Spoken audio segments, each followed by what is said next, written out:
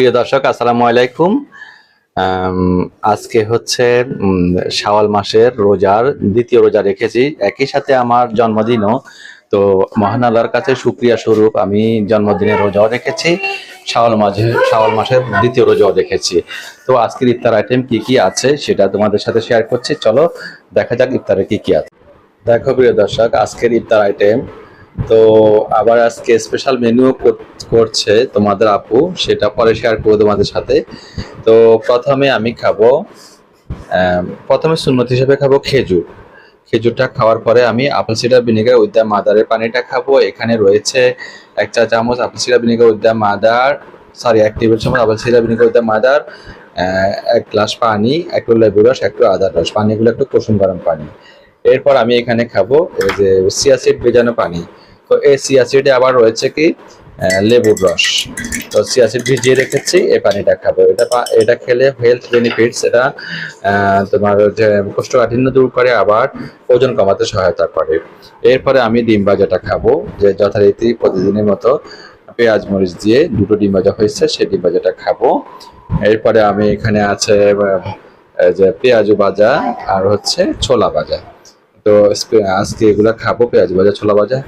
আর ডিনারে তো special item রয়েছে, ডিনারে তোমাদের সাথে শেয়ার করব। এখন অবশ্য দোয়া করব, দোয়ায় চলে যাব, যেহেতু আজকে 6 রোজার, শাওয়াল মাসের 6 রোজার দ্বিতীয় রোজা রেখেছি। আর আমার জন্মদিনও, তো জন্মদিনে শুকরিয়া স্বরূপ আল্লাহর কাছে রোজা রেখেছি।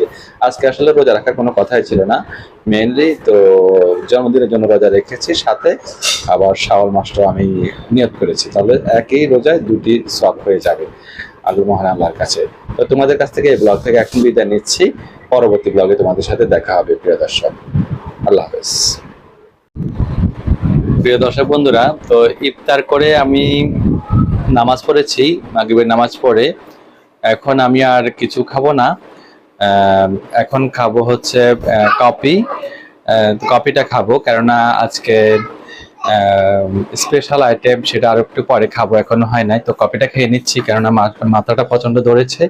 তো কফিটা খেয়ে নিবো এখন। ভরপুর ইফতার হয়েছে, তাছাড়া পেটে এমন একটু জায়গা নেই, আর একটু পরে খেতে হবে। তো কফিটা তোমাদের সাথে শেয়ার করছি। তো প্রিয় দর্শক বন্ধুরা, দেখতে পাচ্ছ আমি এখানে কফি খাচ্ছি। তো তোমরা এই যে দেখো, পড়ে যাবে, এই যে বুলেট কফি তোমাদের আপু বানিয়ে রেখেছে। আর বেশি কিছু খাবো না এখন, কেননা স্পেশাল আইটেমটা সেটা খাবো। তো কফিটা খেয়ে নিচ্ছি। আসলে কফিটা না হলে আমার চলেই না, বুলেট কফিটা আমার লাগে। ঠিক আছে, তো ঠিক আছে, পরবর্তী ব্লগে তোমাদের সাথে দেখা হবে। আমি খেয়ে নিচ্ছি। তো প্রিয় দর্শক বন্ধুরা, আমি আসলে কফিটা খেয়েছি, পরে স্পেশাল আইটেমটা তো পরেই খাবো। তবে দেখতে পাচ্ছেন এখানে লাউ শাক রান্না করা হয়েছে। তো যেহেতু লাউ শাক রান্না করা হয়েছে, শাকের লোভ তো আমি ছাড়তেই পারবো না। আর আমাদের লাইফ স্টাইলে কিন্তু শাকটা খেতেই হয়, তা না হলে কোষ্ঠকাঠিন্য হওয়ার সম্ভাবনা বেশি থাকে, এই জন্য শাকটা রাখতে হয়। তো আজকে এখানে আলু দিয়ে রান্না করা হয়েছে, তো আলু দিয়ে রান্না করেছে, তারপর আমি আজকে খেয়ে নিব। দেখতে পাচ্ছেন লাউ শাকটা কিন্তু দেখতে কিন্তু খুবই ভালো লাগছে, আর খুবই তরতাজা লাউ শাক পেয়েছিলাম, সেটা কিনে নিয়ে এসেছি। তো আমি খেয়ে নিচ্ছি, পরবর্তী ব্লগে তোমাদের সাথে দেখা হবে প্রিয় দর্শক। হ্যাঁ প্রিয় দর্শক বন্ধুরা, বলেছিলাম না আপনাদের আপু আজকে জন্মদিন উপলক্ষে স্পেশাল আইটেম তৈরি করছে। তো সেই সময় এসে গেছে, আপনাদের সাথে সেটা শেয়ার করব। দেখুন স্পেশাল আইটেম কি তৈরি করছে, আমি আপনাদের সাথে শেয়ার করছি। দেখুন প্রিয় দর্শক, এই যে দম বিরিয়ানি করেছে। তো একদম স্পঞ্জি, সফট, নরম তুলতুলে করেছে। এটা খেলে কিন্তু গরমের ভিতরেও অশান্তি হবে না, এই জন্য নরম তুলতুলে করে করা হয়েছে, যাতে হজমে কোনো প্রবলেম না হয়।